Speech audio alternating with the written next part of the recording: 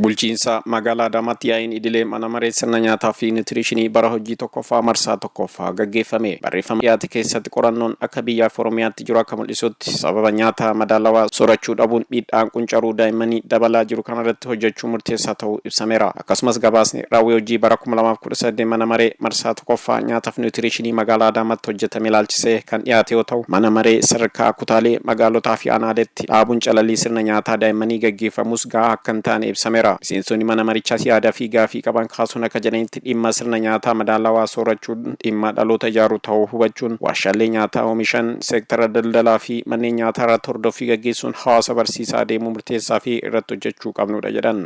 Hojiiwwan barbaachisu sanitti gallee hojjennee jirraa kan jedhu saniin qabu jechuudha.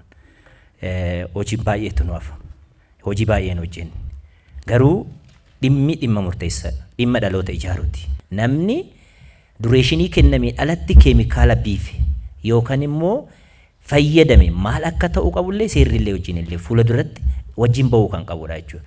Kanneen maaddii guutuu mootummaan jedhee labse nuti akkamitti itti fayyadamne amma mana barnootaa keessatti daa'imman nyaata akka isaan nyaatan mootummaan maaliif tarsiimoo kana baasee nummoo akkamitti hojiitti oolchaa jirraa jennee olaalle ammallee hanqina guddaatu jira jechuudha. Ammas yoo ilaalle manneen barnootaa keenya keessatti daa'imman nyaata gosa tokko nyaachuurra hin dabarre jechuudha. Kaayyoon manneen barnootaa keessatti daa'immaniif nyaata bilcheessu nuutirishinii kana wajjin wal qabata jechuudha.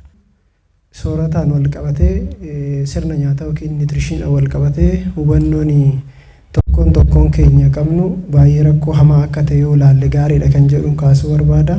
Maaliif sooranni nuti soorachaa jirru hagam fayya qabeessa akkasumas hagam nyaata madaalawaadha, hagam nyaata qulqulluudha kan jiru san ilaaluun yookiin tilmaamuun baay'ee barbaachisaadha. Itti gaafatamaan waajjira kantiibaa magaalaa Adaamaa Obbo Bariisoo Doorii akka jedhanitti mootummaan badhaadhina maatii mirkaneessuuf hojjechaa jiru keessaa ijoon sirna nyaata madaalawaa keenya fooyyessuun hanqina sirna nyaataa qabnu sirreessuun guddina sammuu irratti hojjechuu murteessaa ta'uu himan.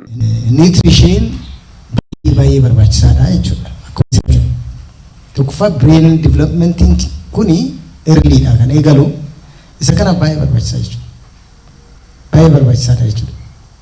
Kanaafuu nyaata madaalawaan ni barbaachisaa jechuudha. Kantiibaa magaalaa Adaamaa Obbo Nigaatuu mootummaa kallattii hojii kennanii akka jedhanitti aadaa sirna nyaataa qabnu sirreessaa dhaloota boruuf jennee irratti hojjechuun dhaloota fayya qabeessa horachuun dhukkuboota garaagaraaf akka hin saaxilamneef of eeguun hirmaannaa hunda galeessa taasisnu keessatti hubannoo hawaasaaf kennuun qooda keenya bahuu qabna jedhan. Egeree keenya ijaaruudhaaf hojiin har'a hojjennu dhaloota irratti hojii murteessaadha waan ta'eef keessattuu immoo fayyaa irratti